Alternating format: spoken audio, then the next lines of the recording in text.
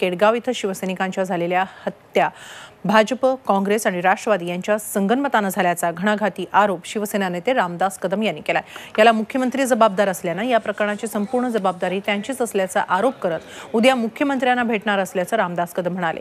या घटनेला जबाबदार एक पोलीस निरीक्षक आणि एका डीवायएसपींना तातडीनं निलंबित करण्याची मागणी कदम यांनी केली।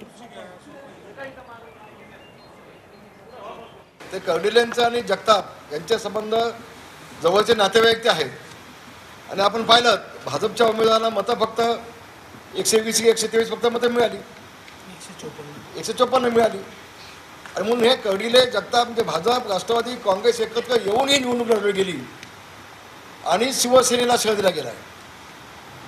मी हे जबाबदारीनं विधान केलेलं आहे। हे खायचे दात एक आणि दाखवायचे वेगळे। इथं सांगायचे आम्हाला युती हवी आणि इथं शिवसेनेच्या मुळावरतीच घाव घालायचा। हे धंदे गेल्या अनेक वर्षापासून चालले, ते नवीन धंदे नाही आहेत भाजपचे। तर म्हणून मी अगदी जबाबदारीने बोललोय, भाजप, राष्ट्रवादी, काँग्रेस असं मिळूनच या ठिकाणी जे सगळं घडलंय सगळं त्याला जबाबदारी तिघही मंडळी आहे। मुख्यमंत्र्यांकडे गळ खात असल्यामुळं ही सगळी जबाबदारी त्यांच्याकडे जाते।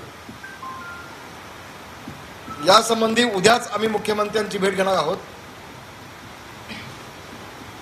आणि जे जे असतील याच्या आधी ज्यांच्या केसेस आहेत, गुन्हे आहेत,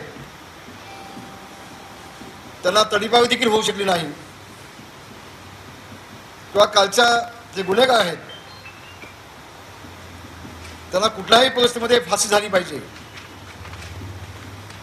ज्यांनी ज्यांनी एसपी ऑफिसवरती हल्ले केले, संघटित गुन्हेगारीच्या माध्यमातून त्यांच्यावरती गुन्हे दाखल झाले पाहिजेत। झी 24 तास रहा एक पाऊल पुढे।